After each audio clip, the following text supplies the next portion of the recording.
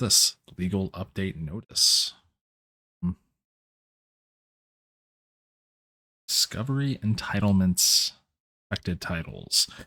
As of 31st December 2023, due to our content licensing agreement arrangements with content providers, you will no longer be able to watch any of your previously purchased Discovery content, and the content will be removed from your video library. We sincerely thank you for your continued support. Thank you, PlayStation Store. This can't be that big of a list, can it? Can't be that big of a list. Let's go. So, this list is actually massive. Um, you can see the scroll bar on the right. It's gone now. Now we're at the bottom. Um, Essentially, every single title Discovery Channel, one involved with that brand. I know it's merged from a few here or there. Those are no longer available. If you've purchased them on PlayStation, this has been going around quite a bit. Jump on it because someone who plays PC games near exclusively, this is a worry of mine as well. Is if the licenses are just gone. Fortunately, that's not something I've ever had to deal with. If a game is removed from sale from a storefront, I've always been able to continue downloading it and playing it. Now, some differences here, like if it required some like online services like Brink, that old game, I could still download it, but I necessarily couldn't play it. But it's a lot different when it comes to movies and TV shows and music. There is no guarantee of that. And this is the guarantee of that. And then again, it's also Sony kind of going back on their word. Back in 2021, here from this IGN article on the same source, it is worth noting that when Sony stopped selling TV shows and movies from the PlayStation Store in 2021, it said users would still be able to access existing purchases, much like when you're dealing with digital games in most situations. Hell, the Xbox 360 store is down, but as long as you made those purchases before, you can still download them. Your Xbox One or Xbox Series X or S, those do have backwards compatibility. Um, at SIE, we strive to provide the best entertainment experience for PlayStation fans, and that means evolving our offerings as customers' needs change. This is from Vanessa Lee, head of the video business, SIE, at the time. We've seen tremendous growth from PlayStation fans using subscription based and ad based entertainment streaming services on our consoles. With this shift in customer behavior, we have decided to no longer offer movie and TV purchases and rentals through the PlayStation Store as of August 31st, 2021. It's okay, JoJo. It's okay. Stupid. I know. When this change takes effect, users can still access movies and TV content they have purchased through the PlayStation Store for an on demand playback on their PS4, PS5, and mobile devices. We thank our fans for their continued support, and we look forward to further enhancing entertainment experience on PlayStation. So that's just it. Even previously, when something like this was done, they still provided access if you had purchased it through various means, obviously. But not so in this case. In this case, oh my god, scroll this laundry list. In this case, if you purchased it, you don't have it on demand.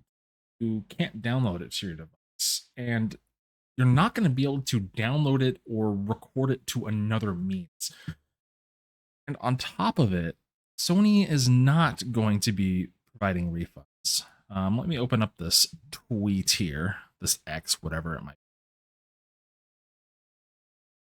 get over that. Looks like that thing you might have always been worried about is finally happening. People are losing access to movies and shows they bought digitally through PlayStation. Yes, you were renting that movie this whole time.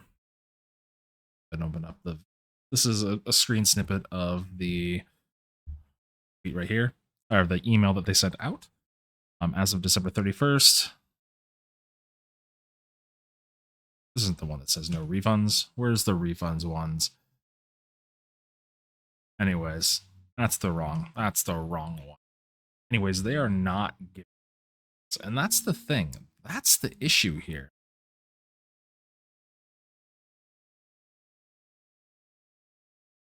Is that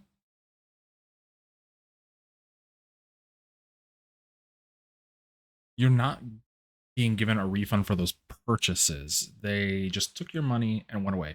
Now, whose fault it is? Well, really, it's I'm going to put the onus on Sony because they sold these items from Discovery. Uh, but where the breakdowns in this licensing arrangements between Sony and Discovery came from, that's not on the more than likely either Sony didn't want to pay as much or Discovery wanted more money and they couldn't meet back on the which this hopefully will change how digital ownership goes forward in the future because it is very telling here that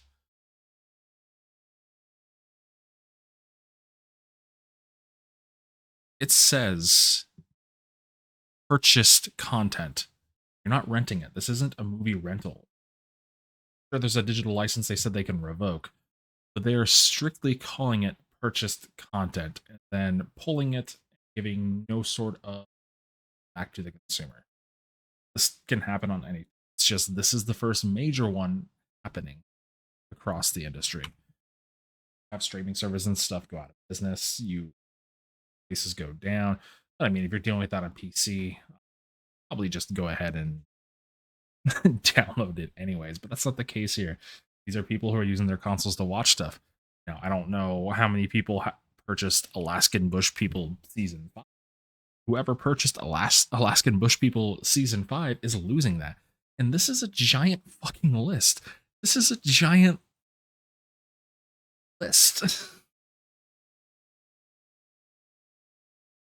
This is a massive list of content. This is thousands of titles. Like, this is ludicrous. These are not like big popular titles. There are people who have these titles who they thought they purchased, who they thought they owned an agreement with, but Sony's in charge of your license with Discovery, not you. So honestly, I do think that this will probably not go well for Sony. They're currently in the midst of a lawsuit in the UK. Uh, their antitrust of the complete ownership of their own digital marketplace. I think will let that one go through, but it went through. I guess the UK thought it was okay to go through, but I mean, I get that argument. But this is something else entirely. And if this is something that's going to continue to happen, we're going to see more cases of the nomenclature for this sort of stuff. You're no longer going to see purchase or own when you go to buy something. So let's see. This is Game 5. Oh yeah, we can't buy this stuff anymore. That's right. This stuff is gone. You can't purchase this stuff directly through.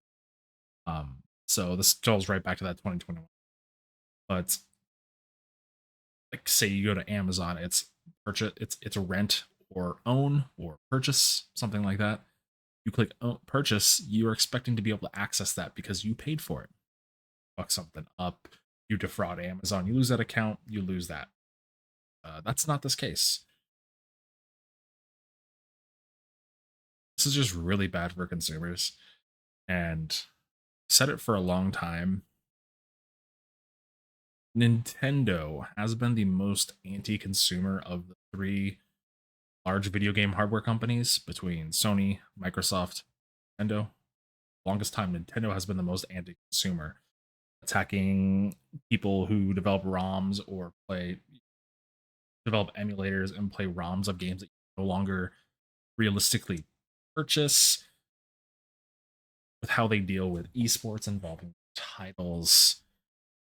But recently, since mid PS4 life cycle, Sony has really been gunning to take the most anti-consumer title away from Nintendo, starting with when they closed down every single exterior marketplace from selling PSN codes. You can no longer buy a digital copy of a game from Amazon, buy it from GOG or Humble Bundle or any or GameStop. The only digital codes can be bought and sold through the PlayStation Store. Why? Because Sony makes more money that way. They control the sales. They control literally everything at that point. That's why they do it. And that's what's going on in Europe. One of the reasons why I completely, that's honestly why I abandoned consoles as a platform to begin with. My wife has an Xbox. She likes to play on Xbox. Good for her. I don't want to touch it. I don't like consoles. I have a Nintendo Switch, my wife's old one, because she likes having her Switch around. She likes Animal Crossing and Pokemon. I'm not going to tell her what to not like. I mean, we agree Nestle's shit, so we don't do Nestle products. But she likes her Switch and she likes her Xbox. I like my PC because I have those open marketplaces. If I purchase content from Amazon, there's ways that I can actually download it and save it to my own hardware. So I can purchase a video on Amazon and then even the most basic, I can screen capture it. Just use screen capturing software. I could use OBS to record over it. But that's not the case for most people using their PlayStations. You're just kind of out of luck. And this is the first big domino, I think, in what's going to come for the change of digital rights ownerships here in the US. Technically, this is legal. I don't see it being legal for much longer. And this is going to be a lawsuit for Sony. And this is going to be a lawsuit for Sony that they lose.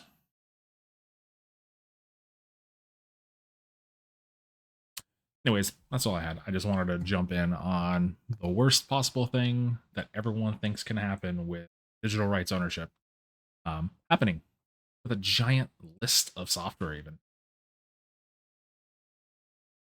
Thanks for tuning in. Hope you have a great rest of your day.